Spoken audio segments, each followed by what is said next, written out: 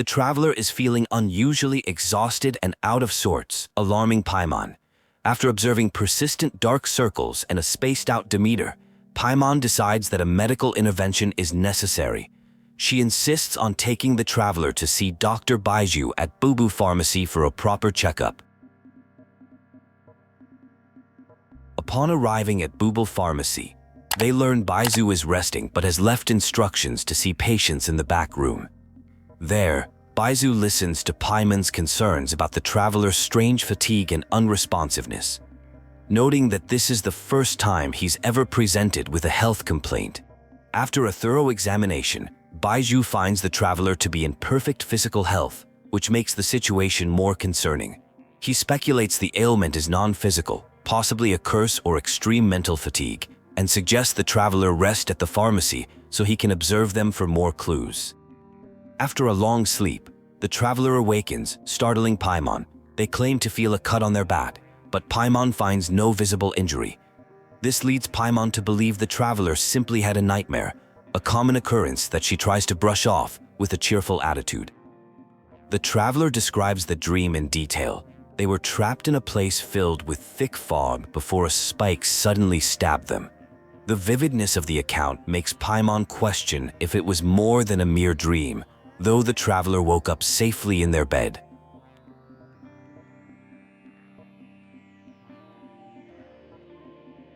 While Paimon vows to watch over the traveler, a mysterious woman appears. Paimon recognizes her as Skirk, Child's Master. Skirk cryptically states that the traveler's soul is incomplete and that their mind will wither if the issue is left unsolved, revealing she was the one behind the strange feeling.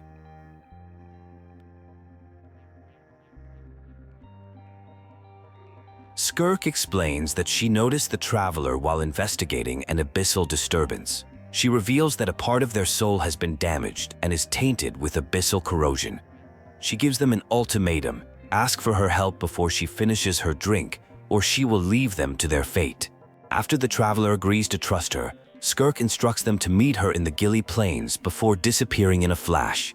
She leaves behind Moret to pay for her drink, instructing the traveler to settle the bill for her. Her sudden departure leaves Paimon and the traveler bewildered. A strange phenomenon occurs as Chef Mao and another patron have no memory of Skirk being there at all. They are confused when the traveler mentions a third person, solidifying the eerie nature of Skirk's presence. The only proof she was real is the Mora she left behind.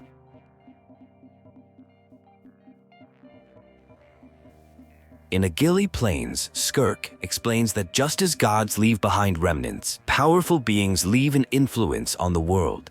She reveals that an unknown entity has been digging up and stealing these god remains not just in Liyue, but also from the consecrated beasts in Sumeru. Skirk elaborates that this parasitic entity is leeching power from all over the world, even causing stars in the sky, the Stella Fortuna of powerful individuals, to die out completely. Having exhausted the remains of the dead, it has now targeted the traveler, stealing a fragment of their soul. Skirk proposes a transactional relationship. She will help the traveler recover their soul fragment, and in return, the traveler will be her ticket to uncovering the entity's true identity. She warns them against forming any personal attachment, stressing that this is a temporary and mutually beneficial arrangement. Skirk leads them to her personal abyssal domain, a place where she lives and where time flows differently. A month inside her domain is equivalent to only a day in the outside world. This temporal distortion provides them with a safe haven to prepare and investigate without immediate danger. To investigate the foggy dreamscape, Skirk proposes using dream mirroring. Since the traveler is unwilling to learn to wield abyssal power directly, she provides a crystal that will allow her to enter their dreams. This way, she can see the environment clearly and guide them to their target. Before they can confront the entity, Skirk insists on putting the traveler through special training to prepare them for the dangers ahead. The training will be divided into 3 stages, focusing on blade work, elemental abilities, and reasoning skills. designed to build upon the traveler's existing combat experience. The first stage of training focuses on sword fighting. Skirk explains that simply learning techniques is not enough. One needs a cohesive system, a skeleton, to support their skills. She urges the traveler to reflect on their experiences and forge their own unique and efficient fighting style. During the intense bladework training, Skirk provides guidance, telling the traveler to consider the philosophies of masters they've witnessed. She pushes them to practice with speed and precision, eliminating redundant movements until their mind and weapon become one, stressing that this is the only path to true growth. While resting, the traveler's dream inadvertently connects to Skirk's memories. They witness a glimpse of her idyllic childhood on another planet where a young, curious Skirk dreamed of exploring the stars and lived happily with her loving parents, completely unaware of the tragedy that was about to unfold. The dream shifts to a horrific scene of destruction. A military force, which had initially arrived under the guise of friendly merchants, launches a brutal attack on Skirk's home. The traveler watches as her peaceful world is engulfed in flames and her people are ruthlessly slaughtered without reason. In the dream's climax, young Skirk finds her injured parents. With their last breaths, they urge her to run, to survive, and to never let darkness claim her life. They express their hope that she will grow up to be a positive light in the world before they are killed. The second stage of training focuses on elemental energy. Skirk clarifies that while the traveler wields the light realm's power, she draws from the void realm, or the abyss. She explains her cryo-like appearance is a disguise to mask her abyssal power from the world of Teyvat. Skirk highlights the traveler's unique strength, the ability to wield multiple elements without a vision. This means their power is not bound by the world's rules or the god's approval. She encourages them to be bold and chart their own path, fully embracing this exceptional capability. Another dream sequence reveals Skirk's training under her master, Sir Talaji. He preaches that fear is the ultimate source of evolution, forcing beings to adapt and overcome. This philosophy forms the brutal foundation of his methods, shaping Skirk's entire approach to gaining strength and surviving hardship. The dream shows Sir Talaji's merciless training regimen. He forces a young Skirk to endure unimaginable pain, telling her to practice until her bones break and then mend herself. He instructs her to crush all emotion and weakness to become the master of her own physical form. The final stage of training focuses on maintaining a rational mind under pressure. Skirk tests the traveler's focus by attacking and simultaneously using psychological tactics, mentioning their lost sibling to provoke an emotional reaction. She aims to teach them to remain calm in unpredictable combat situations. Skirk dismisses the idea that they are the same, asserting that the traveler can choose their own path. She reiterates the importance of reason over emotion, stating that a true warrior is never at the whim of feelings like anger or fear, as such things cloud judgment. In a subsequent dream, the traveler glimpses a memory where Sir Talaji advises a younger Skirk to take time for herself. He warns her that if she ignores her inner self for too long, she will eventually lose the ability to hear its voice, foreshadowing her internal conflict. With the training complete, Skirk announces that she has located the culprit. Before they depart, she offers to answer 3 of the traveler's questions, a tradition she also followed with her previous student, Ajax. This is a rare opportunity, as she implies they may never meet again. In response to the traveler's questions about the dreams, Skirk confirms she is not from Teyvat. She reveals she is from a different planet and once journeyed through the stars, much like the traveler. However, she considers herself a mere passerby, unlike the traveler who influences the world's fate. Skirk explains that her sole purpose is to become strong enough to defeat her master, Sir Talaji. To do this, she must follow in his footsteps and understand the source of his strength. She also clarifies that she keeps her distance from Child to motivate him to grow stronger on his own. Skirk opens an abyssal rift that leads them to a domain near the chasm, the hiding place of the soul thief. She cautions the traveler to be careful as they are on enemy territory.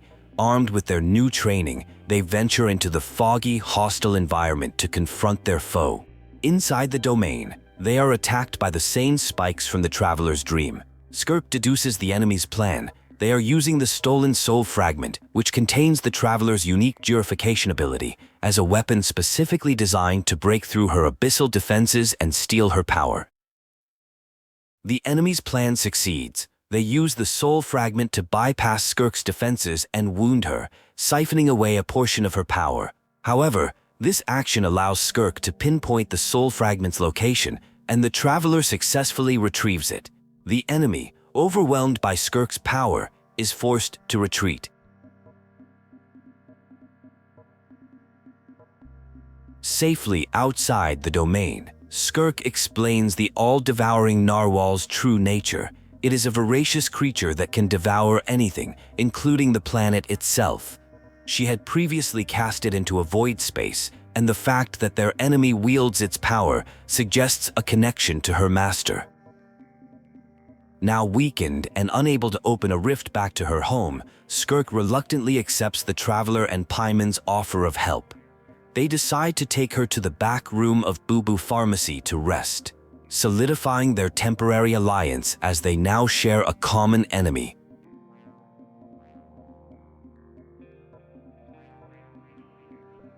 As Skirk meditates to recover, the traveler is pulled into her inner world. They are greeted by a younger, emotional version of Skirk, her suppressed past self. This younger Skirk reveals that she has brought the traveler here to help her reconcile with her present self.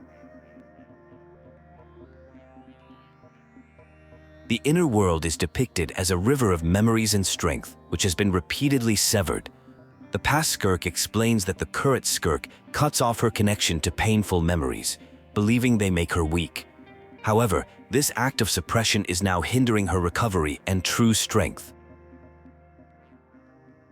The traveler witnesses a memory of Talaji giving Skirk a final cruel gift, eternal fear. He promises that one day he will return to destroy everything she has rebuilt. This threat is meant to drive her to either defeat him or be consumed by the nightmare of her past. The journey through Skirk's memories reveals the full truth. Her people were annihilated because their unique, adaptive evolution was deemed a potential threat by outsiders. They were destroyed not for any wrongdoing, but for a potential they didn't even know they possessed, a senseless and brutal act of genocide. At the source of the river, the traveler witnesses a confrontation between the rational present-day Skirk and her emotional past self. The current Skirk argues that suppressing emotion was necessary for survival, while her past self contends that this rejection of her history has made her weak and empty. The past Skirk argues that by severing her connection to her dreams and curiosity, the current Skirk has lost her original motivation. Now driven only by fear and guilt, the river of her strength has become polluted. She needs to embrace her whole self, pain and all, to be truly strong. With the traveler acting as a bridge, Skirk finally begins to reconcile her two halves. She accepts that she cannot erase her past, and that her parents would want her to live fully. This emotional breakthrough unifies her, clearing the river of her strength and restoring her resolve with newfound purpose. Now whole and more powerful than before, Skirk leads the charge back into the enemy's domain for the final battle. They find the thief has taken on a form mimicking Talaji, an instinctual transformation for those who covet his ultimate power. The final confrontation begins in earnest. After a fierce battle, Skirk overloads the enemy with her own power, causing his vessel to break down. The defeated foe reveals himself as Skofnunga, an old friend and follower of Talaji from the nation of Kenria, who has been waiting hundreds of years for this encounter.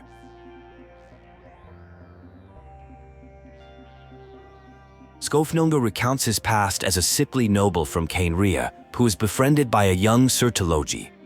He admired Talaji's strength and followed him, but was eventually left behind.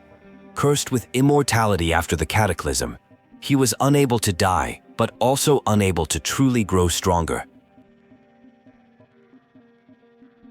Sir Talaji left the all-devouring narwhal for Skofnunga as a gift to pursue power. Desperate, Skofnunga fused with the creature, using his immortality to contain its power. This shortcut backfired, trapping him in a state of constant pain and driving him to steal power from others. Through their battle, Skirk realizes that Sir Talaji doesn't seek a fight, but a meaningful defeat without regrets, a final, transcendent battle to complete himself. Skofnunga's joy in their combat, even in loss, confirms this theory. His master's true goal isn't domination, but a perfect end. Skofnunga, weary of his painful existence, asks Skirk to end his suffering. Instead of killing him, she devises a different fate. She shatters his consciousness and the stolen powers, allowing his immortal body to regenerate over time. Free from the torment, it is a painful but purifying process.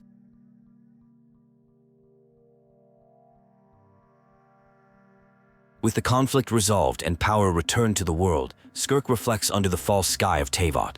She understands that while the world is flawed, it is a place where new life can bloom. She reaffirms her goal to become stronger to create a better world order. Skirk bids a warm farewell to the traveler and Paimon, acknowledging their friendship.